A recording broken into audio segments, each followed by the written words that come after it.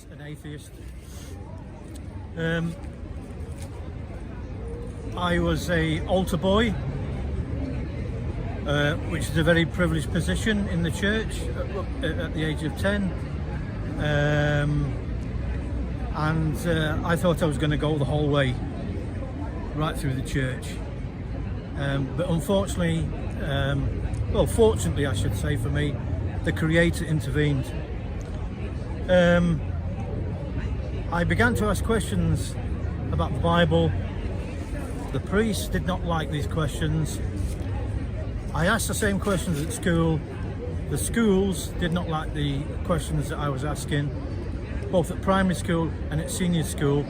So what they decided to do with people like me and some of my friends was to administer corporal punishment, which was basically beat you up. So that made matters worse. And it was at that moment I decided to turn away from the church, and I became a problem for the schools and the church. My father was very upset about this. My family virtually disowned me. So what I decided to do, I decided to leave Yorkshire and I went over to Wales, and I met a wonderful guy there who had a wonderful Muslim family. I worked for him for about 5 years. I became very close to him, and we had many discussions about the one Creator, about Muhammad, about the Bible, about the stories in the Bible, how the stories in the Bible could not possibly be true. And it was like a light coming on. Somebody pulled the light on. I became very close friends with my mentor, I would call him. Very, very close. He was like a father figure to me. I always kept in touch with him. And so I went on my merry way, and it was in 2013 I decided to go and check out my local mosque.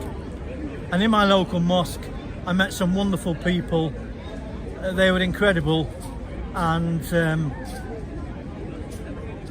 I was helping out in the mosque. Unfortunately, that had repercussions in my local community. My local community decided to shun me because I was quite a popular guy in my local community. I was a youth worker. I was into martial arts. I used to help run a local judo club. I used to help train the police in martial arts. I was a door supervisor. But unfortunately, my local community did not like the fact that I was thinking of becoming a Muslim. But I took my Shahada in 2013, and unfortunately I then had issues with being stopped on the road by the police. It just became unbearable, so I had to leave. Can you give more details on the police stopping? I don't want to go too much into the police issue, because they're doing their job, they're doing what they're told to do. I hold no grudge at all against the police or my local community, for the simple fact they're not enlightened. They've not come on board, basically. I don't want to persecute anyone. It's part of my life. I've moved on from that. I now live in London. I've lived in London for nearly 7 years. It's a wonderful place. I come to Speaker's Corner because there are some wonderful people here. Even the Christians. There are some wonderful Christians here who are doing what they believe is right. And there are wonderful Muslims here who have now become my friends. And since I've come to I Park, I've learned so much about Islam, and I've spent the last 18 months trying to learn Arabic. It's coming slowly but surely. But the main point for me is, when I heard that to be a Muslim, being a Muslim means you submit yourself to your Creator. That's me completely. That's what I've always done throughout my life. Even when they tried to force me to be a Catholic, even going through that punishment, I still believed in the fact there's only one Creator. I did not believe that Jesus was God, and that's basically why I was punished. And I still believe Jesus was not God. He's not God. He's basically a prophet. Yeah. End of. And I can prove it. I can show you in the Bible.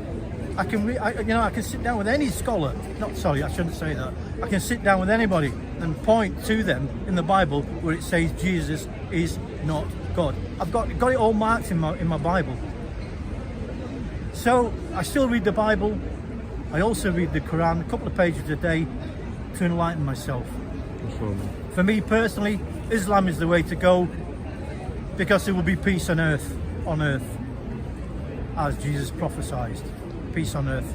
And the way to do that is to believe in the one Creator, believe in the prophets, because they all brought the message on how to live together peacefully. No alcohol, no gambling, no drugs, anything that's haram, anything that destroys your body and your mind. This is why the prophets came, to tell you this. If you do these things, your life will be an absolute misery. And what is the proof in the pudding?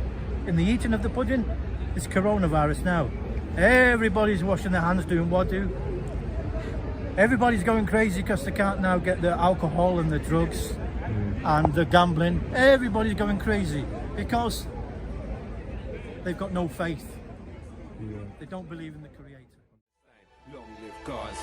All you see is war every time you turn your head at night. There's bloodshed on the floor.